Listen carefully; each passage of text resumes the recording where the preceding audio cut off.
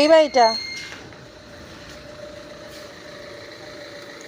আজ ছিল ওই ওয়াশিং মেশিনটার ডেলিভারি।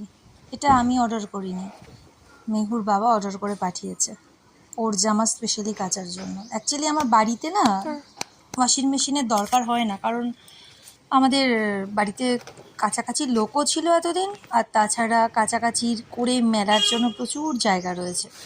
আমার একটা ফ্ল্যাটে দরকার ছিল, কিন্তু যাই হোক ওর বাবা বাড়ির জন্যই পাঠালো।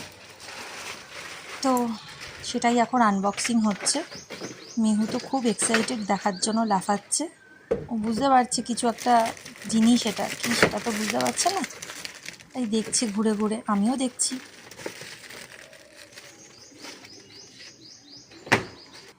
এবার দেখো মেহুর রিয়াকশন। দাঁড়া দাঁড়া, তুই ফাঁকে ফাঁকে কি করছিস? দেখতেও তো দিচ্ছিস না আমাকে। ঠিক আছে, তোর জামা কাচার জন্য ঠিক আছে, তোর বাবা তো আমার জন্য পাঠায়নি।